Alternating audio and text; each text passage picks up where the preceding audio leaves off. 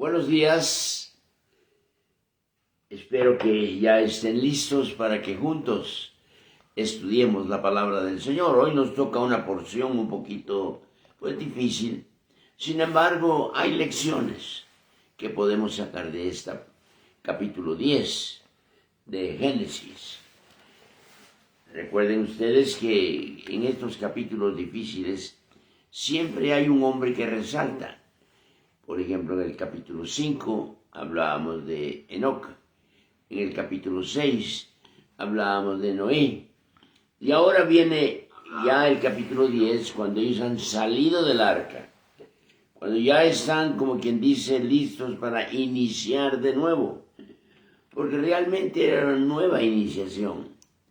Lo que había dicho el Señor allá en Génesis capítulo 1, versículo 28, dice: y los bendijo Dios, y les dijo: fructificad y multiplicaos, llenad la tierra, sojuzgadla y señoread, etcétera, etcétera. Esa fue la orden antes del diluvio. Ahora, después del diluvio, que todo ha sido destruido, tenemos 8 personajes que van a entrar en acción.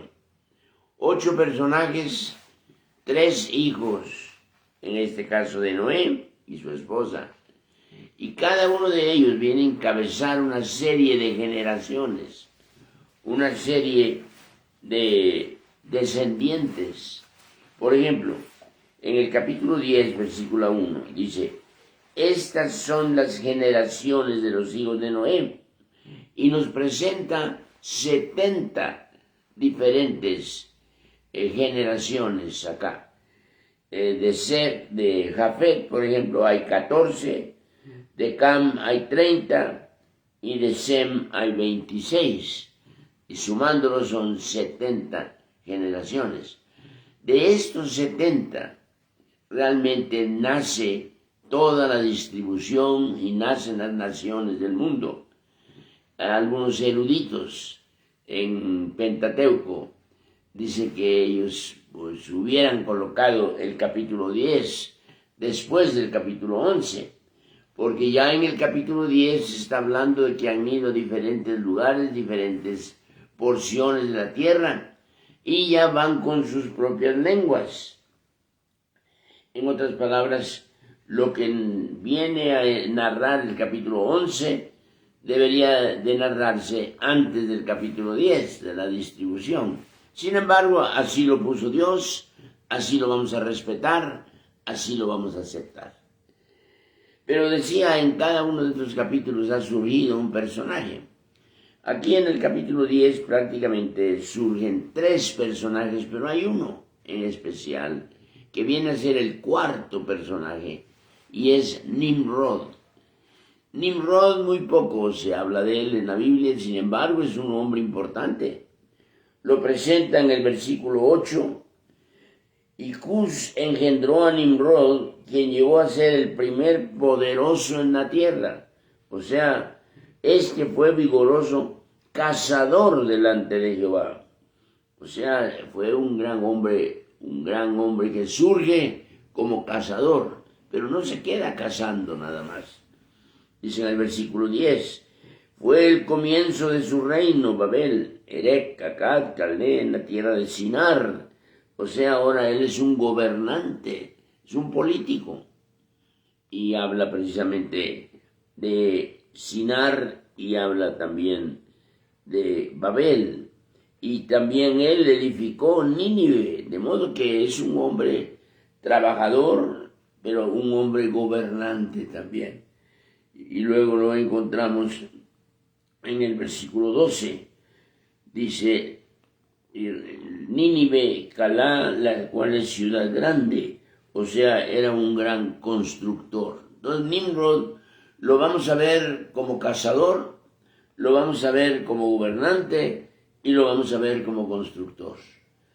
Un hombre que Dios escogió en medio de todas las generaciones, y Dios lo usa porque dice allá en el capítulo 11, que versículo 9, por esto fue llamado el nombre de ella Babel, porque ahí confundió Jehová el lenguaje.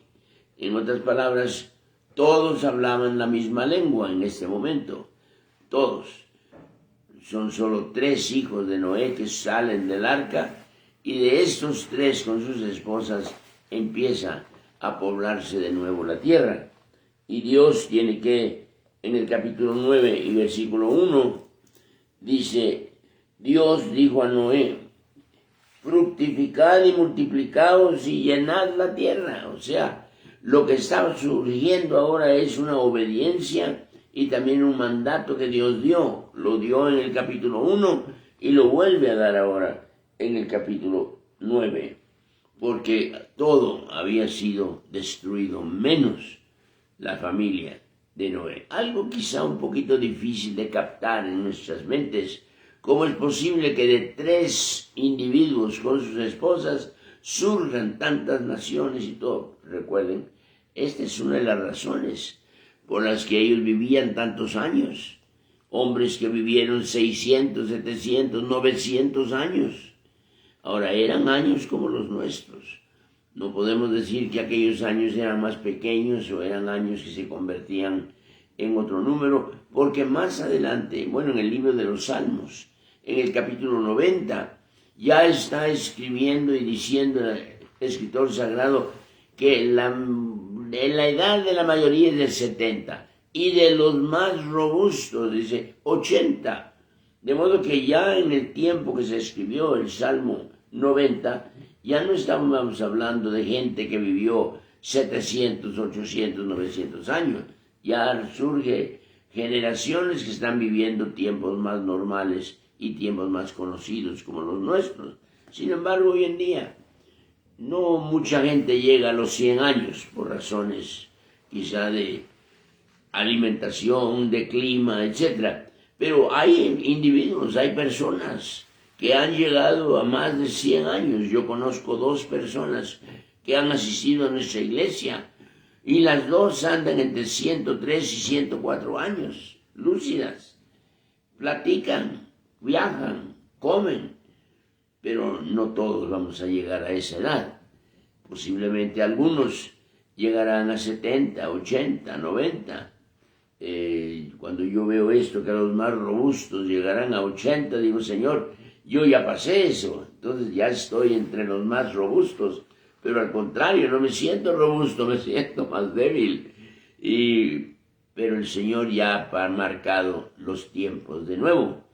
Imagínense Matusalén que dijera, ay, me faltan todavía 900 y tantos años para poder llegar. No, la Biblia nos habla de los grandes hombres ahí. Matusalén dice, vivió, ¿dónde está? Aquí, 24, caminó pues Enoc con Dios, y Matusalén dice, vivió, en el versículo 27 del capítulo 5, vivió 969 años y murió. Imagínense pensar, todavía me faltan 700 años, todavía me faltan 600 años. No, ya poco más o menos vemos que ya estamos acostumbrados a otro tipo de generación hoy en día. Y creo que el promedio de vida va disminuyendo en lugar de ir aumentando. Hay muchas razones, como dije, climáticas, alimentación, tanta cosa química que estamos comiendo y todo, ya va reduciendo también.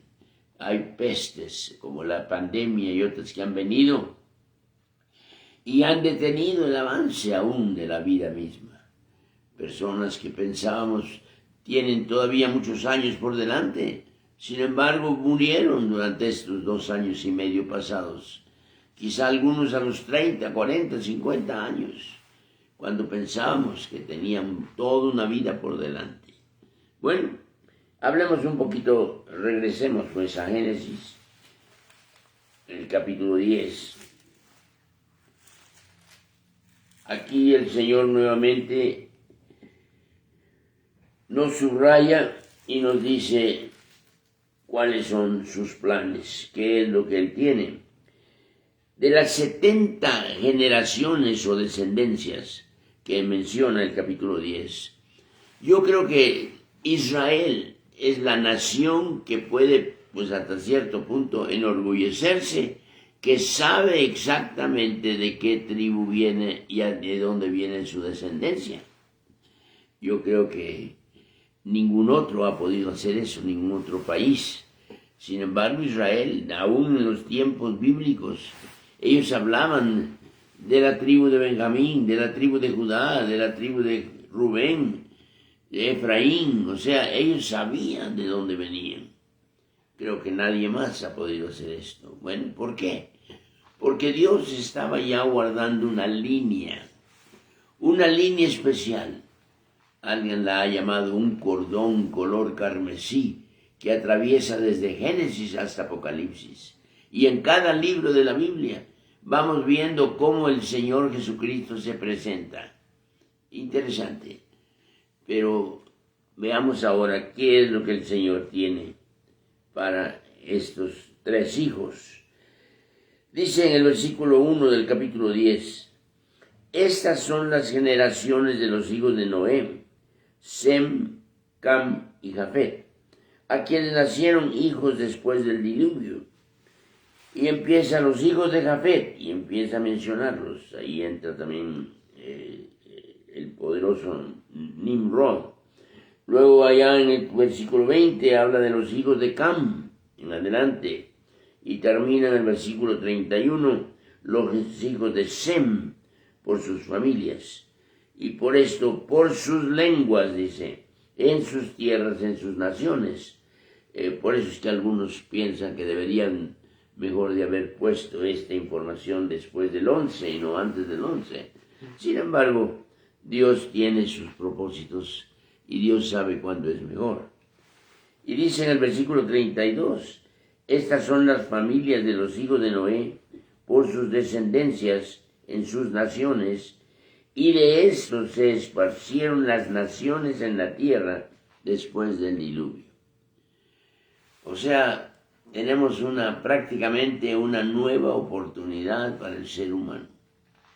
Dios, por la condición espiritual del pueblo, de la nación, como estaba en aquel tiempo, en los tiempos de Noé, estaban corrompidos, estaban de veras echados a perder, como decimos nosotros. Y Dios tuvo que castigar a aquel pueblo. Y es interesante cómo Dios va haciendo diferentes pactos con cada uno, de acuerdo a la edad y de acuerdo al tiempo. Por ejemplo, el primer pacto que encontramos es el pacto edénico. Es decir, Dios hizo un pacto con Edén, con Adán, pues en el Edén. Y es edénico porque Él ahí muestra la creación del hombre, pero también muestra cómo si cae, Dios tiene ya un propósito listo, tiene ya una respuesta lista. Génesis 3:15 es la primera promesa mesiánica, podríamos decir. Cuando Dios tiene que decirle a Adán y a Eva, miren, ustedes han pecado, pero vendrá uno que va a cubrir todos los pecados del mundo, y ese es el Señor Jesús. Bueno, hay un pacto adámico, este es Génesis 3, 14 a 19, un pacto noénico, Génesis 8 y Génesis 9, cuando Dios hace el pacto y pone aquel arco iris precioso en el cielo. Hace una semana veníamos de un pueblo y acababa de llover y estaba el cielo queriendo aclararse, pero en medio de las nubes surge un arco iris precioso, completito, le parecía una media naranja volteada. Pero este arco iris, inmediatamente los que íbamos en el carro recordamos y dijimos, mira, esta es la promesa que Dios le hizo desde los tiempos de Noé, de modo que ya está, y ahí está el pacto cumplido, y estamos en el 2022 y sigue saliendo aquel arco iris recordándonos la eternidad del pacto. Habrá un pacto abrámico más adelante, un pacto mosaico, un pacto palestino, un pacto davídico, un pacto salomónico, y luego viene el nuevo pacto en Jeremías capítulo 31, y nosotros estamos ya bajo las influencias y poder de ese pacto.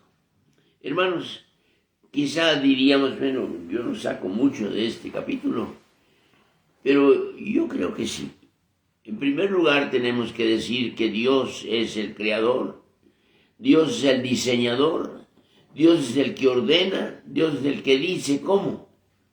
Y aquellos 3 hombres y sus esposas, al salir del arca, no pensaron, ¿y ahora cómo vamos a vivir? ¿Cómo vamos a poblar el mundo?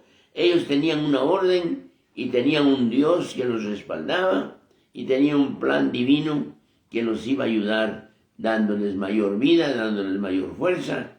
Y ahí vemos cómo empieza a desarrollarse. Y estas 70 generaciones o descendencias vienen realmente a poblar el mundo. Y vemos las naciones y descendientes de ellos en África, en Europa, en Asia. O sea, sí cumplieron con el mandato de Dios. Multiplicaos y llenad la tierra, sojuzgadla, dice en el capítulo 1 de Génesis. Ahora aquí en el capítulo 9, el Señor vuelve a dar casi la misma orden. Y los 3 hijos de Noé tienen que cumplirla. En el capítulo 10, pues, eso es prácticamente una lista de descendientes y una preparación al inicio de diferentes lenguas e idiomas, porque todos hablaban la misma lengua en este momento. Pero el hablar la misma lengua, no me quiero meter ahí porque mañana van a tocar este tema, pero al hablar todos el mismo idioma, surgió el deseo de querer ser o querer alcanzar la cúspide y poder llegar hasta el trono mismo de Dios. Absurdo, no podían hacerlo. Sin embargo, Dios no les destruye, sino simplemente ya había prometido no volver a destruir. Entonces ahora simplemente les trastorna las lenguas. Y imagínense, pásame un ladrillo y le pasan una cubeta. Pásame eso, y ya no se entendían. Pero esta fue la forma que Dios usó para ir dividiendo más y más las diferentes naciones. Esto realmente es muy difícil explicarlo en 10, 12 minutos. Pero yo le pido, si usted tiene oportunidad de leer un poquito algunos comentarios bíblicos, lea el capítulo 10, el capítulo 11 de Génesis y vea cómo Dios desarrolló su plan de repoblar la tierra. Y hoy en día, pues tenemos un buen número ya de naciones y de lenguas. Dentro de unas semanas vamos a estar viendo el juego del Mundial de Fútbol en Qatar. Simplemente van 32 naciones a jugar y no todas hablan el mismo idioma. Yo no sé cómo le hacen estos árbitros, por ejemplo. Sin embargo, ahí están. Pero Dios tiene planes aún para nosotros hoy en día. No estamos poblando la tierra, ya la tierra está muy poblada.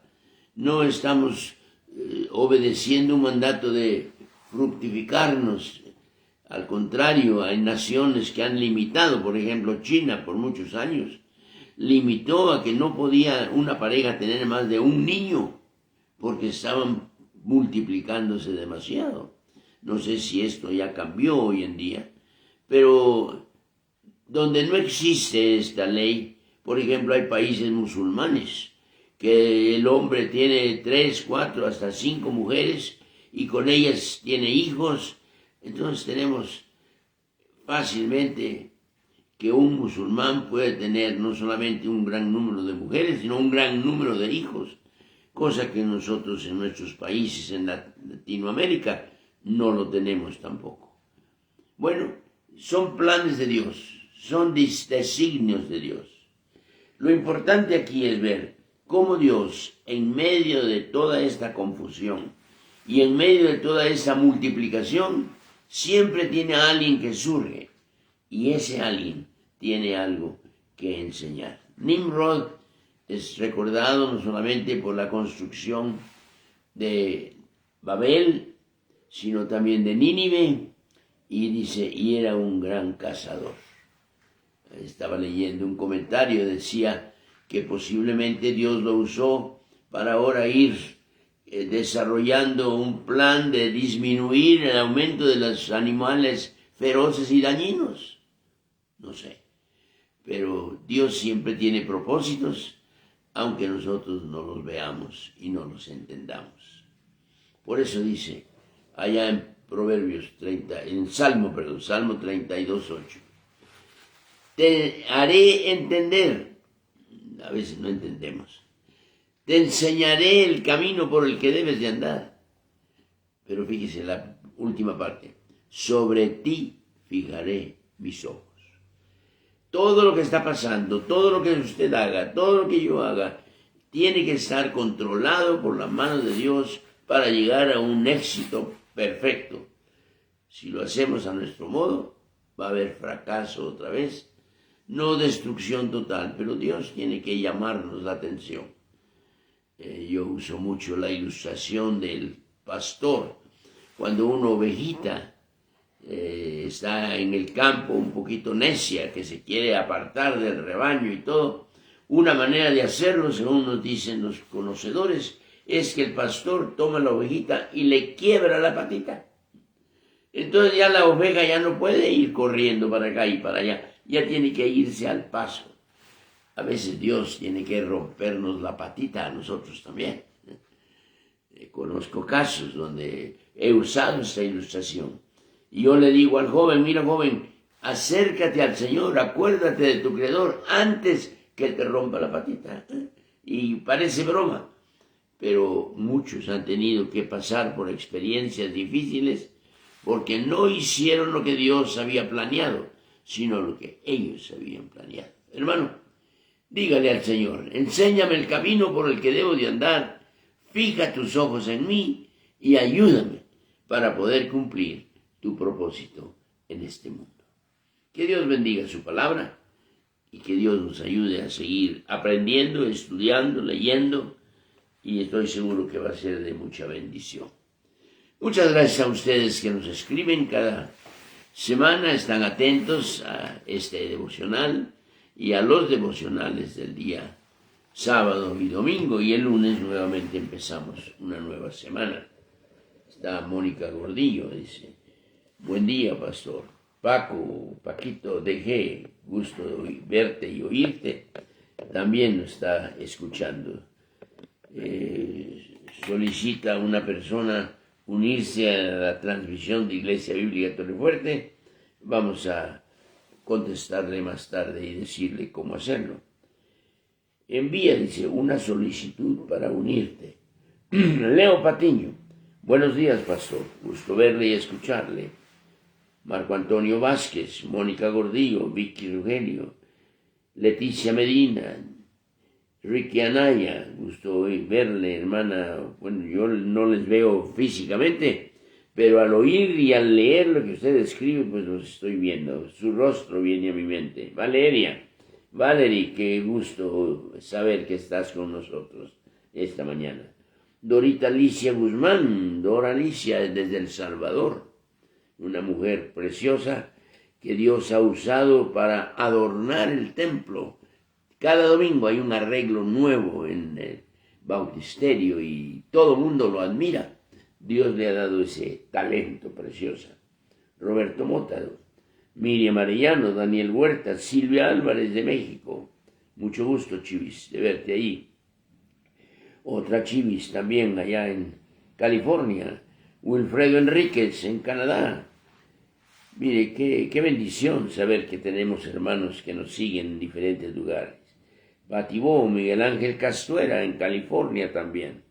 Hilda Bandera, Mari Carmen Jiménez, Yolanda Torres, Gabriela Medina, Josué Méndez. Miguel, gusto saber que estás con nosotros, Josué. Que Dios te bendiga también en tu vida y en tus decisiones de joven ahora. Silvia Medranos, bueno, un gran número ya.